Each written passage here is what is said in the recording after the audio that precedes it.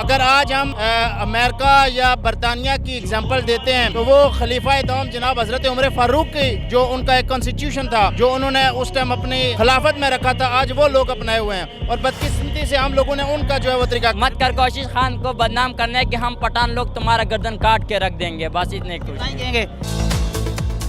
بسم اللہ الرحمن الرحیم، السلام علیکم ناظرین کرام، میں ہوں محسن شہزاد مغل اور آپ دیکھ رہے ہیں ویلیو نیوز۔ ناظرین کرام، اس وقت ہاکی اسٹیڈیم میں عمران خان صاحب کے جلسے میں موجود ہوں اور میرے ساتھ یہاں پر کچھ لوگ موجود ہیں، ان سے بات کرتے ہیں۔ السلام علیکم جی وعلیکم السلام۔ کہاں سے آئے ہیں آپ؟ میں جی راولپنڈی سے آیا ہوں۔ اچھا، راولپنڈی سے اتنی دور سے آئے ہیں، مجھے یہ بتائیے گا کہ آج جو ہے وہ تقریباً 14 اگست ہے، پاکستان کو آزاد ہوئے 75 سال ہو گئے ہیں، لیکن خان صاحب ابھی کہہ رہے ہیں کہ آزادی ابھی باقی ہے، ہم حقیقی آزادی کے لیے کام کریں گے۔ جو 75 سال پہلے لی تھی وہ آزادی نہیں تھی، آپ کس آزادی کی بات کریں؟ بیسیکلی بھائی جان آپ کی بڑی مہربانی، آپ کے چینل کا شکریہ کہ آپ نے ہمیں موقع دیا۔ بیسیکلی ہمیں آزاد ہوئے 75 سال ہو چکے ہیں، لیکن ذہنی جو آزادی ہوتی ہے وہ ہم لوگوں نے حاصل نہیں کی۔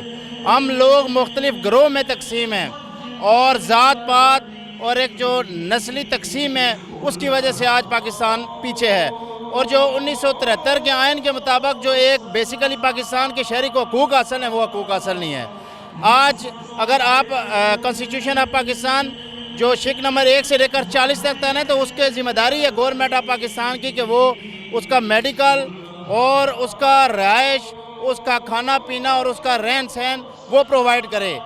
اگر آج ہم امریکہ یا برطانیہ کی اگزامپل دیتے ہیں تو وہ خلیفہ دوم جناب حضرت عمر فاروق کی جو ان کا ایک کانسٹیٹیوشن تھا جو انہوں نے اس ٹائم اپنی خلافت میں رکھا تھا، آج وہ لوگ اپنائے ہوئے ہیں، اور بدقسمتی سے ہم لوگوں نے ان کا جو ہے وہ طریقہ کار۔ آزادی کب تک مل پائے گی جس آزادی کی آپ بات کر رہے ہیں؟ اب ہم جس آزادی کی بات کر رہے ہیں، ہمیں دیکھیں جی، ہم نے میاں محمد نواز شریف کو بھی ووٹ دیے، ہم نے آصف علی زرداری صاحب کی پیپلز پارٹی کو بھی ووٹ دیے، لیکن بدقسمتی کے ساتھ ان لوگوں نے نورہ کشتی کی۔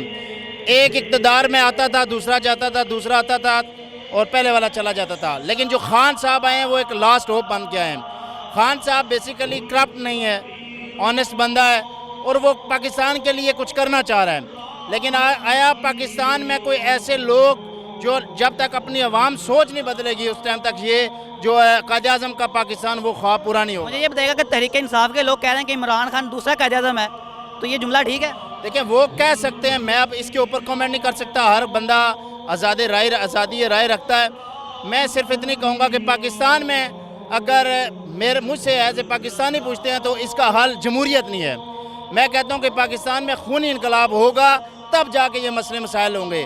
جمہوریت کیسے؟ آپ مجھ سے دلیل پوچھیں، وہ دلیل کیا ہے؟ دلیل یہ ہے کہ مثال کے طور پر پاکستان تحریک انصاف میں وہ چہرے ہیں جو پچھلی گورنمنٹ کا حصہ رہے ہیں، وہ کہتے ہیں جی فلاں چور سن، اور جب یہاں پر آئیں گے تو فرشتے بن جائیں گے، یہ نہیں ہے۔ اور بدقسمتی کے ساتھ ہمارے جو لوگ ہیں جو پاکستان کے عوام ہیں ان کے ذہنوں میں اس طریقے سے ہے کہ وہ برادریوں میں تقسیم ہے۔ اب آپ کھڑے ہو جائیں سیاست میں یا میں کھڑا ہو جاؤں گا تو سانوں تو ووٹ ہی نہیں دیں گے، ووٹ انہوں دیں گے جڑے بڑے ڈالے ہوئے گا، جڑے وڈے ٹائر والی گڈی ہوئے گی انہوں ووٹ دیں گے، عام بندے نوں ووٹ نہیں دیں گے۔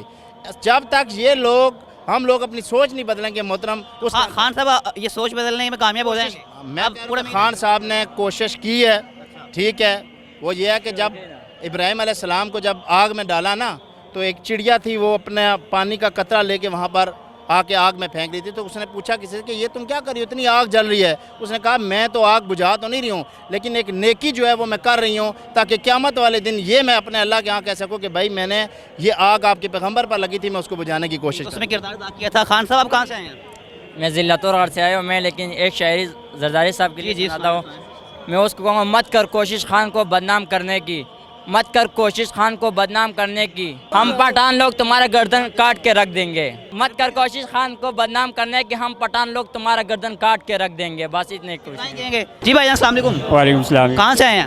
یہ میں کے پی کے سے آیا ہوں، ہری پور سے۔ کے پی کے سے آپ لاہور عمران خان صاحب کے جلسے میں آئے ہیں، مجھے یہ بتائیے گا کہ خان صاحب کس آزادی کی بات کر رہے ہیں؟ 75 سال پہلے پاکستان آزاد تو ہو گیا تھا، آپ کون سی آزادی مانگ رہے ہیں؟ آپ یہ تو ایک سیاست ہے، کوئی بھی لیڈر جو ہے دعویٰ کرتا ہوں کہ میں یہ آزادی کراتا ہوں اور دوسرا کہتا ہے کہ میں، لیکن اصل ہم हमारा खान साहब से उम्मीदें वाबस्ते हैं कि इंशाअल्लाह वो आवाम के लिए इंशाअल्लाह कुछ करके दिखाएंगे, जिससे आवाम का जितना जज्बा है, और इंशाअल्लाह उम्मीद है कि आवाम के इस जज्बे को हाथ में नहीं मिलाएंगे। और अस्सलाम वालेकुम भाईजान। वालेकुम सलाम। आप कहाँ से आए हैं? हम लकी मरवा से जी। लकी मरवत से आए हैं। आप बताएं किस आज़ादी, कौन सी आज़ादी मांग रहे हैं आप? यार हमको तो ऐसे हमारी समझो कैद आज़म भाई ने दादू ने पाकिस्तान आज़ाद कराया, ये भी इंशाल्लाह ग़ुलामी हमारा ख़त्म कर दिया था, ग़ुलामी का नाम बकाया हमको ऐसे इमरान खान मज़ा देता हूँ इंशाल्लाह।